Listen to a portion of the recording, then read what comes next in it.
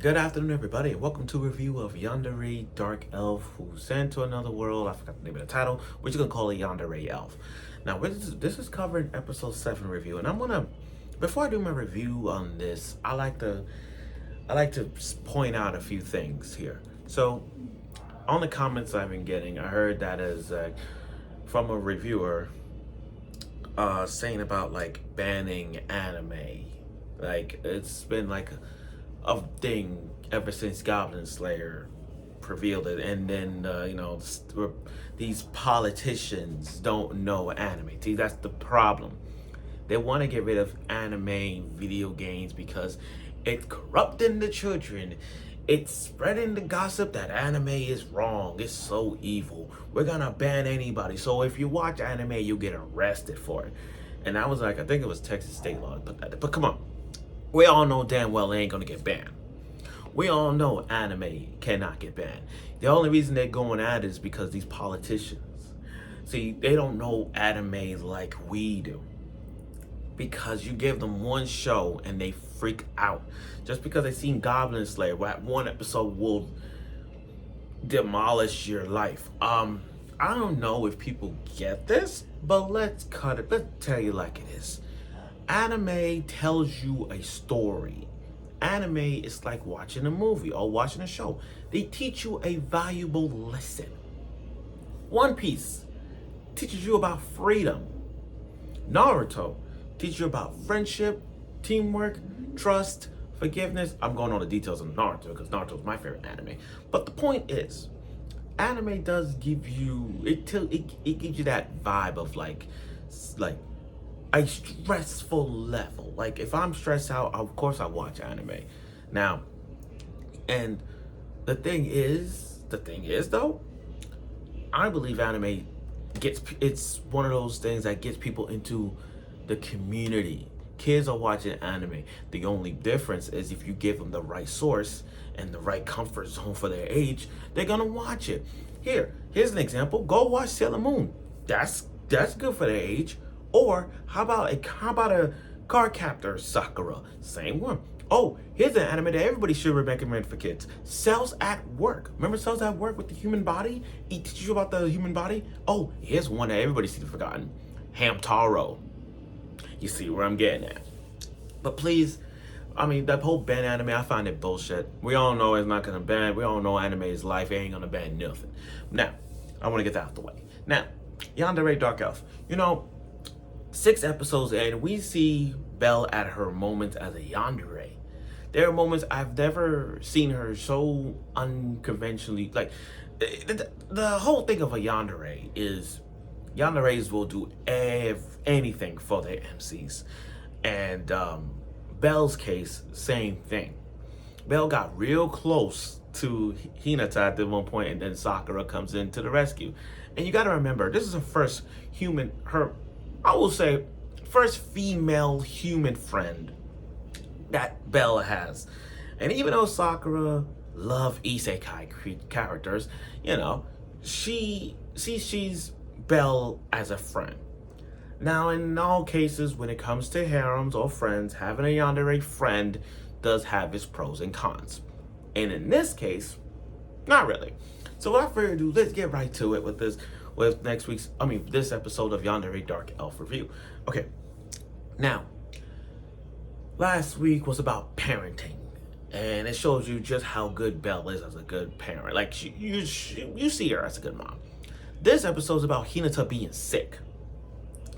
Now, Hinata is sick, and we can't do, we had a fan service shot with Cecile leaving, so now it was up to May. May can't help out because she's streaming and she's doing an interview with Gushing Over Magical Girls. And before I continue, I like to say this: Gushing Over Magical Girls is coming back with a season 2. The show that I've been covering since it first aired. Go watch my review, guys. I covered Gushing Over Magical Girls, and that was a time that I couldn't do a thumbnail. But still, at the time, Gushing Over Magical Girls was a freaking epic. I love the show. It took BDSM, it took magical girls, It took Yuri to a whole nother level, to a point gushing over magical girls is arguably everybody's favorite magical girl anime. While Sailor Moon be my number one. Let me put a turn this way. I don't know if you can see it, but you guys see Sailor Moon, the wall scroll. While Sailor Moon is my number one favorite magical, in terms of the magical girl anime, Sailor Moon's one, I will put Gushing Over Magical Girls in my top 3 because it's so freaking awesome. Guys, go watch it. And the thing is, she's interviewing them. And the first thing that came to my mind is, wait a minute.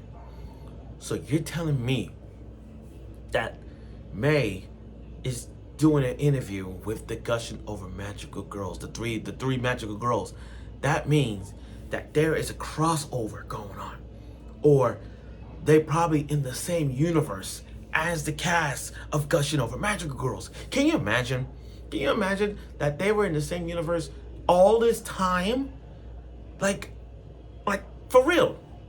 But I'm glad they're doing this because they already know we're getting a season 2. And again, what if they're in the same universe? Like, I can imagine the cast of Yandere Dark Elf and the cast of Gushing Over Magic Girls are in the same universe. Same timeline. That's great. So now Hinata is sick, and Hinata don't know how to take care of. Hinata is sick, and Belle don't know how to take care of Hinata when he is sick. You know, normally you have Cecile with her magic, you know, but this is like, well, how do you cure an MC without magic?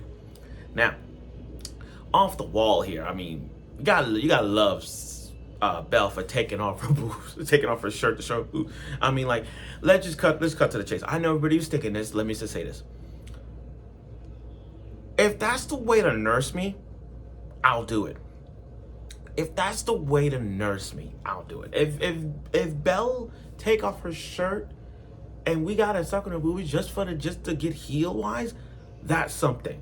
And I'm pretty sure everybody is watching this probably thinking the same thing. If Belle was taking off her shirt and making you want to suck those, if for being a good nurse, she's a good nurse, by the way. I mean, I'm pretty sure everybody's thinking that. So again, there was no food in the house, so she has to go out. And I like her elf ears ability. She can hear everybody's thoughts. That's kind of a cool thing. But again, no, we're not known to make porridge. She runs into Sakura.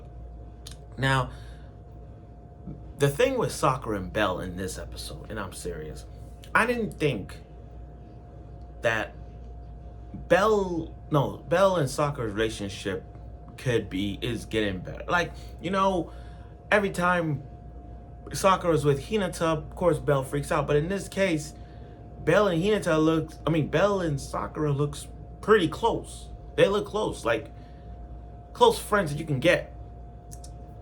So as Hinata was sleeping, we got an awesome fan service shot. Oh my god. We got the greatest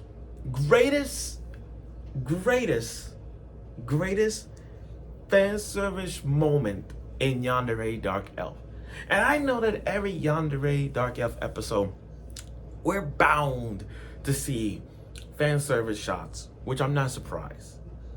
But for this one went over 1,000, over 9,000. Yeah, let me just say that. I mean, you got Hinata just having that wet, horny dream of Sakura and Belle. Just picture that. Sakura and Belle naked and doing everything to your body. That's what the dream was. Oh my god. From the licking, to the kissing, to the biting, wanting to get on top. Those moments were just, oh my god.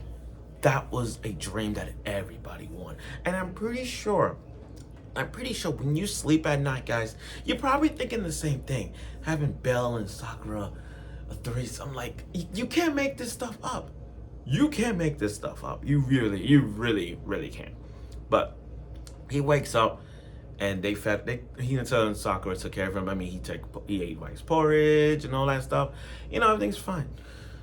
And then, you know, more fan service shots when they're in the bathroom, which Sakura and Belle had a conversation about you love Hinata.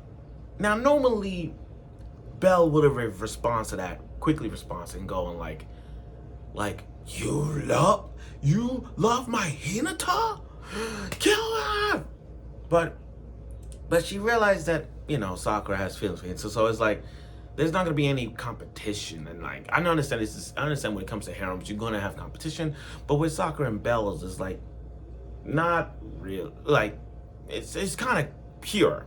I thought Belle would freak out, but she didn't. I'm pretty sure she's probably thinking about it next week, but we'll see where that goes. Plus, I do like the fact that Sakura got to meet her favorite isekai characters, especially Mei with her ears. So gotta get props for Mei being having a #1 fan.